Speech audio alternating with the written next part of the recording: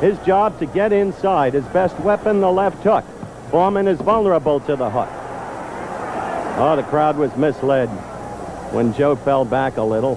Joe Frazier was more than a champion. He symbolized power, grit, and perseverance. But what if everything we thought we knew about him ended the day he was buried and began again 14 years later? When scientists opened his tomb, what they discovered would defy biology and rewrite his legacy forever. Who was Joe Frazier? A pure fighter through and through. Boxing is referred to as the sweet science because of the majestic prowess its practitioners often display. To those who do not know him as Joe Frazier, you probably know him by the name the world gave him, Smokin' Joe. It was a name that filled boxing arenas with intensity and anticipation, associated with a man of courage, loyalty, faith, and unshakable principle. Frazier was reportedly known never to speak more than necessary, but when he did, his words hit with the same power as his legendary left hook. He was born at a time when there was racial injustice and financial hardship. Frazier grew up knowing what it meant to struggle. From Beaufort to the big leagues. Joe Frazier was born into poverty in South Carolina on the 12th of January in the year 1944. His family reportedly lived in a 4-room apartment that didn't have running water and was also in the middle of a farming settlement. In this settlement, black families had little to no access to opportunity but were reportedly constantly exposed to hardship. The Fraziers were known to be tough but feared God and were people who knew the value of hard work, having Joe as the youngest of 12 siblings. His father, Reuben, was said to have lost an arm in a shotgun accident, but despite the accident, he was said to have remained the anchor of the family by doing whatever it took to provide. Joe reportedly developed his stocky frame and quiet behavior as a child. Sources say that he was often teased for his build, but he was known to never respond with words but with his fists. Joe reportedly once said that he never had to start fights, but he never had to run from them either, because he knew what he was capable of. So, he let his fists do the talking, where his mouth couldn't. That instinct he had as a child to stand his ground, absorb punishment, and keep moving forward became the core of his fighting style later in life. Some of our sources say that when Joe was around 15, he watched a broadcast of a young Cassius Clay, who later became Muhammad Ali at the Olympics. And that was when the flame in him came alive, the feeling of knowing where he should be. But Beaufort reportedly had no boxing gyms, trainers, or paths to stardom. Joe moved to New York and then Philadelphia a few years later, started by initially looking for steady work. Luckily, he got a job at a slaughterhouse in Philadelphia, where he was constantly swinging cleavers and hauling animal carcasses in the cold. The repetitive motion, they say, helped strengthen his arms, back, and shoulder muscles. He eventually joined a local boxing gym in Philadelphia that Yank Durham ran. They say that Yank Durham saw what others overlooked in Joe, and when asked what others overlooked that he saw, he simply said he saw the raw talent, ferocity, and the kind of toughness that couldn't be taught, only experienced. Yank Durham made Frazier train relentlessly by sparring with amateurs and learning the fundamentals of head movement, footwork, and power generation. Fast forward to the early 1960s, when sources say he was slowly turning into a big shot in the amateur boxing circuit. Then, fate intervened on his behalf when Buster Mathis, the fighter initially selected to represent the United States at the 1964 Tokyo Olympics, reportedly suffered a hand injury. Joe was put in as his replacement, and he went on to win a gold medal by defeating a German opponent who was taller and more built than him with sheer aggression and control. That moment moved Joe Frazier from being the son of a one-armed farmer to an Olympic champion. Rise to boxing stardom.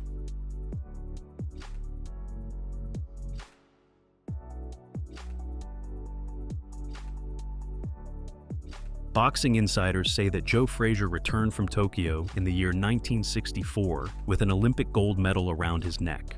Not just as a champion, but also as a boxer who was ready to enter the professional world of boxing with a momentum like no other.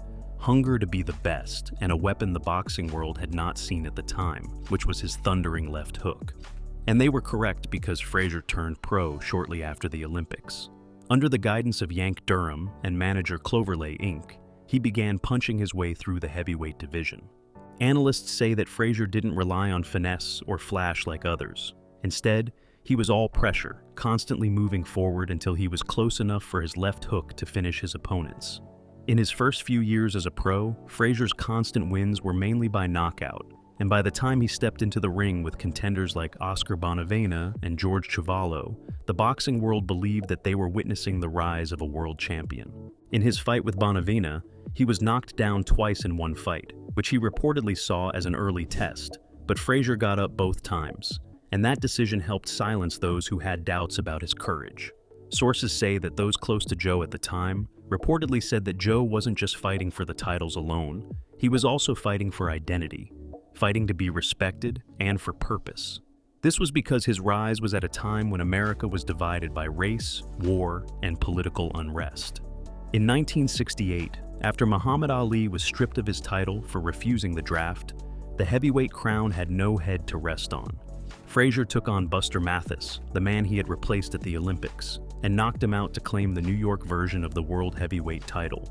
2 years later, he defeated Jimmy Ellis in what analysts called a brutal bout that helped him unify the belts, making him the world's undisputed heavyweight champion. But his rise, according to sources from back then, wouldn't be complete until he faced the one opponent everyone wanted him to fight, which was the man whose name Frazier kept since that broadcast back in Beaufort, Muhammad Ali. This only meant that their collision course was set, and the whole world would be watching. The man who stood toe-to-toe with Ali. Time is important here.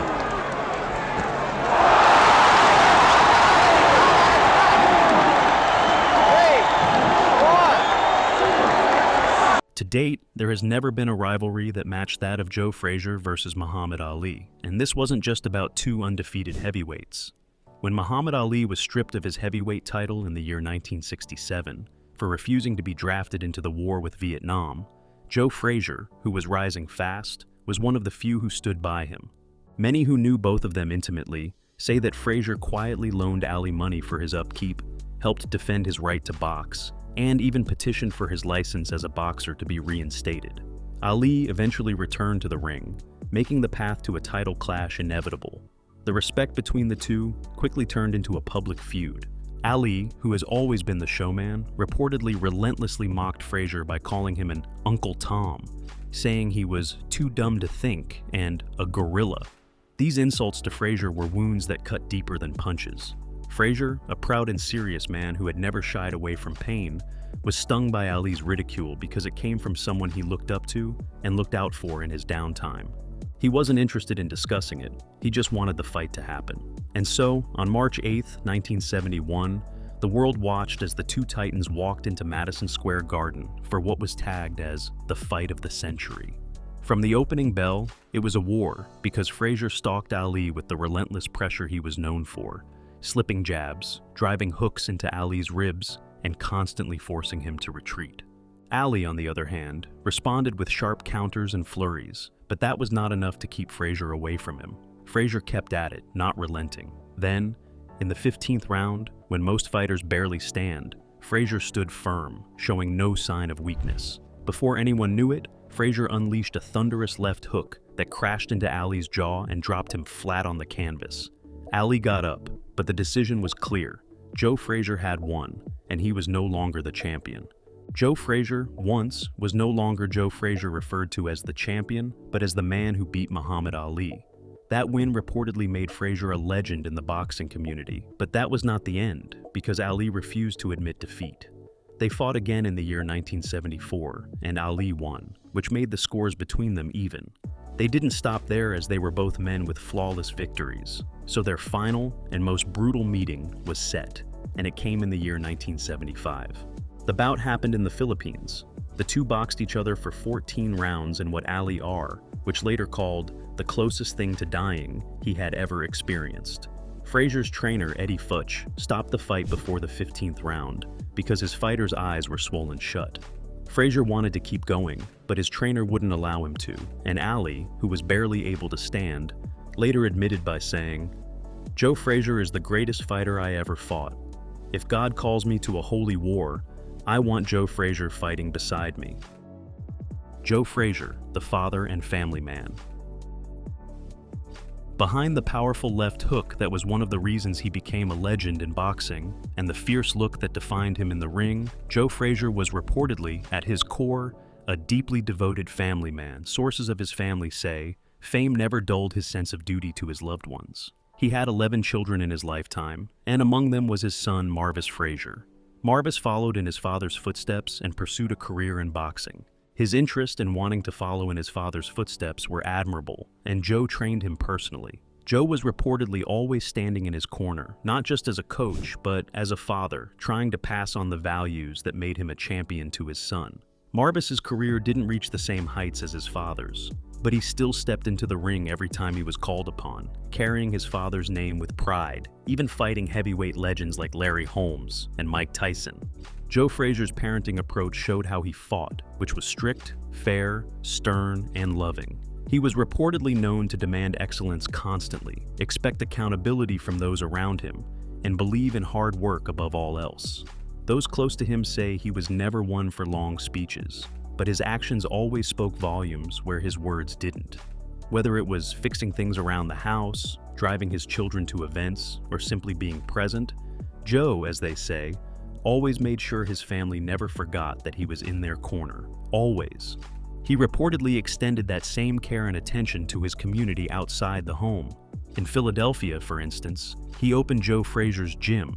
Those who heard him say a thing or two about the gym said it wasn't a vanity project, but a haven for youths from the inner city. In the gym, he trained those who aspired to be boxers, constantly advising that boxing was not just about throwing punches, but about becoming men. For Frazier, boxing was reportedly a vehicle to teach young people about focus, humility, and perseverance. Many who trained under him never went on to fight professionally, but they have reportedly carried his lessons into other areas of life. Joe reportedly also had a passion for music that surprised many. Imagine having to learn that the heavyweight champion known for his thunderous left hook loved singing. In his spare time, he reportedly performed with his band at the time, which was called Joe Frazier and the Knockouts. To Joe, music was like boxing because it allowed him to express different sides of himself, a side that was softer, smoother, and far away from the brutality of the boxing ring. His relationships were reportedly not perfect because sources say there were moments of tension in his life and relationships, especially later in his life, as legal disputes and financial strain began to creep into his personal affairs. But no one ever had to doubt or question the sincerity of his love for his children or his desire to protect them, because he was known never to pretend to be flawless. All he ever did only promised to fight. Joe Frazier was a warrior in public, but in private, he was a provider, a protector, and a man who knew that the most important victories weren't won in the ring because they were fought for at home every day. Joe Frazier's death and burial.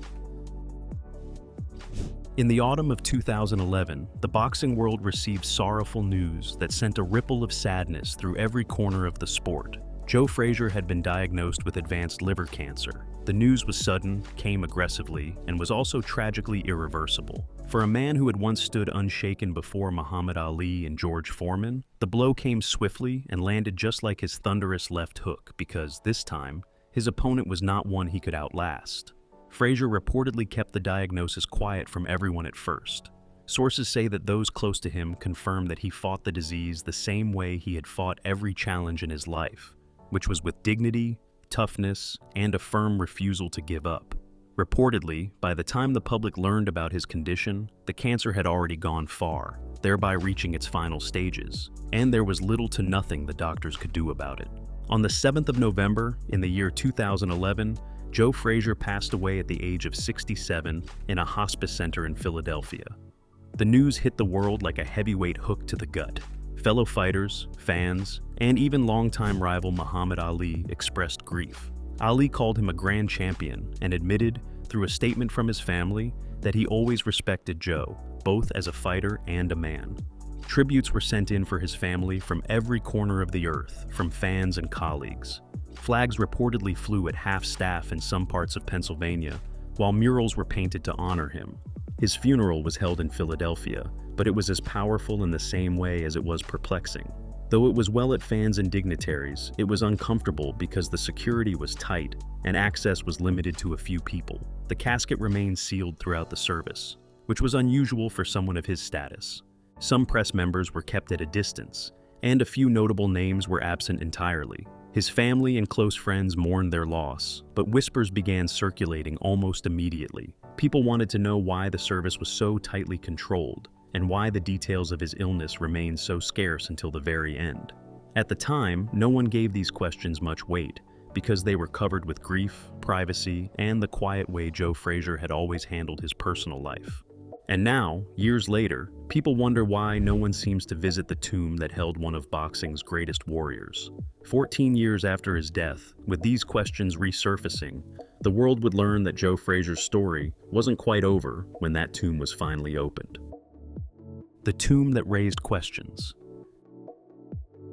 Joe Frazier was laid to rest in a private burial plot just outside of Philadelphia. His tomb was constructed of solid granite and blackened steel, which stands different from others because of its striking simplicity. And it had no elaborate carvings, no grand statues, just his name, his birth and death dates, and the words, "He fought with honor." At the time of his burial, most people saw it as a fitting tribute for someone of his status, which also helped suppress the questions people had. Joe had never been one for spectacle, which also helped reduce the questions asked. But those closest to him reportedly sensed that something about his final resting place and how it was handled felt different. In the years that followed his death, his tomb reportedly became strangely silent for someone of his status, because there were no tourists, tribute flowers, birthday candles, or championship belts left at its base like other boxing legends had received, and it helped raise the questions that had long been forgotten. Even on anniversaries of his fights or the day of his passing, the site reportedly remained untouched, undisturbed, and strangely untouched as if time refused to touch it. The whispers began quietly, started in the local gyms, then went on to niche sports forums and boxing blogs. There were claims that the site was under a 24-hour watch by private security, who were well armed as if they were protecting someone or something of immense value. Others reportedly claimed that there were odd vibrations in the earth nearby, which left strange readings picked up by geology students from the local university. A few even alleged that someone or something was occasionally seen near the tomb late at night, but there was no proof to back the claims. These claims led to more questions that surfaced. Questions like, why was the burial conducted with such tight secrecy? Why had no official photos of Frazier in his casket ever been released?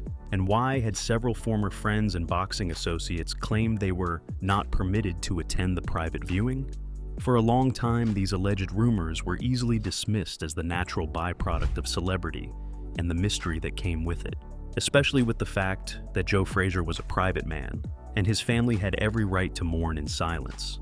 But over time, the coincidences piled up as medical records regarding his final weeks were sealed, and a city official who approved the burial permits refused all interview requests. A group of researchers who had been initially investigating seismic inconsistencies in the region allegedly stumbled upon something unusual in the ground scans. They claimed to have found anomalies beneath Frazier's burial site. They reportedly found dense materials not typically found in traditional grave architecture. Intrigued, they filed for a formal exhumation request, citing public interest and scientific inquiry, and to their greatest surprise, the request was approved without resistance. There were no protests, no legal pushback. The authorization was quick and silent until made public through leaked details in the days that were to come. After nearly a decade and a half of silence, forgotten questions, and covered-up stories, a small team of scientists, engineers, and pathologists gathered at dawn on a morning covered with mist outside of Philadelphia. The Unsealing. The morning the tomb was reportedly opened, there were no cameras, no media vans, and no crowd of fans struggling to see what was happening. The operation had been allegedly scheduled to be quiet, without any public announcement, except for a single line entry on a municipal permit list that no one thought to question. Even the few officials in attendance, who did not understand what the team was looking for, assumed this was some routine structural reassessment. The air was reportedly damp and thick with tension, and mist stuck to the grass, refusing to lift even as the sun tried to rise. The team allegedly moved in silence, with the kind of silence born from deep, mutual unease. They say it wasn't just reverence for the man buried beneath their feet. It was something else, like a pressure that came with a quiet yet growing sense that something about that morning wasn't natural. Reportedly, the head of the operation, who was allegedly a forensic anthropologist from Boston with military clearance and an impeccable resume, had reviewed the ground scans dozens of times. The scan patterns from beneath the tomb, which had been reportedly reviewed, were seen as irregular because they left a pattern of reinforcement far denser than the typical burial vaults, with heat signatures that didn't add up. Allegedly, the scientists had expected some ancient roots or maybe a sinkhole, but none of them, not even the head of operations, had expected this. As the team reportedly removed the first layer of granite, they were met with a reinforced shell of composite material that felt like military-grade alloy mixed with lead, copper, and something else, which, after a series of tests, was revealed to be chemically unfamiliar. Under all that, a vacuum-sealed chamber was reportedly surrounded by polished steel. The interior had been protected against heat, moisture, and electromagnetic interference. Inside the chamber, they reportedly found Joe Frazier's body, but what was inside the chamber, and supposed to be the body of a man who had been buried for 14 years, did not look like it. The skin, they say, looked pale, was still tight across the muscle, and the hair had not grayed. The eyes, they reported, though it was closed, had not shown any signs of collapse. His body was reportedly posed upright, having him seated rather than lying flat, with both fists clenched and resting on his thighs. There was no decay, decomposition, or odor on the body. One of the pathologists, allegedly on site, collapsed within minutes of seeing it. The head of operations allegedly could not explain what they witnessed and ordered biometric scans. The result after that scan was ordered was a massive shock to everyone because the cardiac tissue was still intact. The bone marrow was unhardened, while the microcells were still active. The body reportedly showed signs of biological stasis, as if frozen in time. The cryogenic suspension was the first working theory to explain what was seen, but no evidence of artificial cooling or chemical preservation could be found. All that was in the chamber was the body. What they found changed everything. For days after the tomb was allegedly unsealed, the site was put under federal lockdown, and the team was reportedly silenced under immediate non-disclosure agreements. The coffin, if what they had seen could still be called that, was transported in a sealed, controlled container to a private research facility just outside Quantico. The public was told nothing, and most city officials who had signed off on the exhumation permits were suddenly removed from all the following proceedings. But rumors are like water because they always find their cracks. The autopsy that was reportedly conducted at the new location under Level 4 biosecurity confirmed what the team had feared, to speak aloud. Joe Frazier's body had not aged, not in the way a human body should, because there was no bloating, no cell breakdown, and no internal collapse. His organs were reportedly preserved in perfect anatomical condition. His muscle tissue was reported to be relaxed, retaining its mass and structure. Even more shocking, tests reportedly indicated trace electrical conductivity in the neural tissue. The man had been dead for 14 years, yet something inside him was still alive, because his fists were folded tightly into his lap, showing signs of microfractures, which were consistent with impact trauma. Forensic examination of the knuckles was reportedly done, and they revealed fresh stress marks like he had thrown a punch within the past 72 hours. But there was no one in the tomb with him, no marks on the interior walls, and no signs of movement. Then came another discovery. Just under the containment unit was something like a second chamber, invisible to surface scans, accessed only by a recessed lever hidden behind the burial plaque. Inside were reportedly items that defied both time and explanation. Items were like a glove that was boxed in a frame that was sealed and unlabeled, but covered in what appeared to be microscopic metallic filaments, which were not yet identified by any modern material science.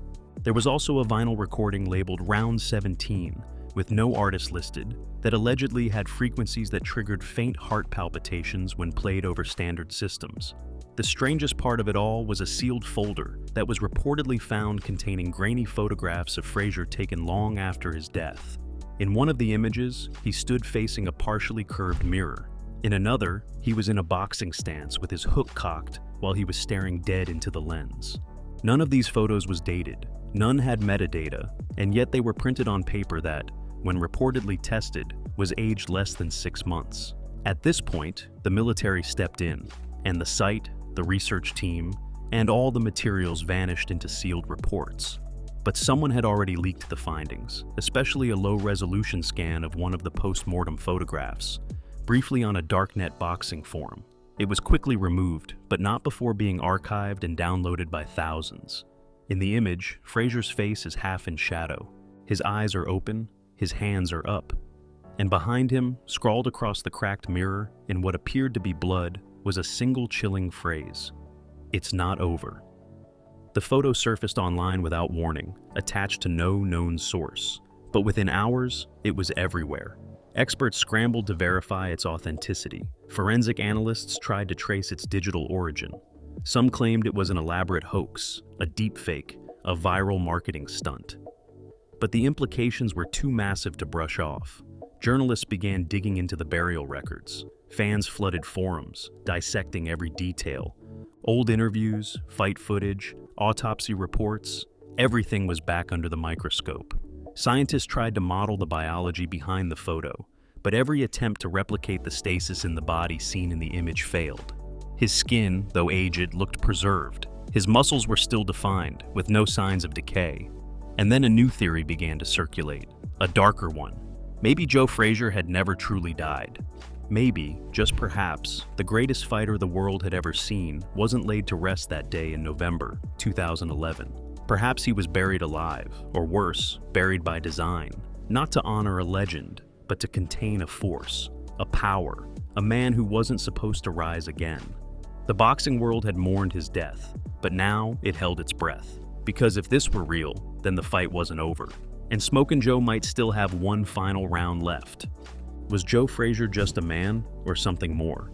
Share your thoughts in the comments, especially if you feel the quilting community would miss him. Do not forget to share this video, like it, and subscribe to this channel. Before you go, click on the video displayed on your screen.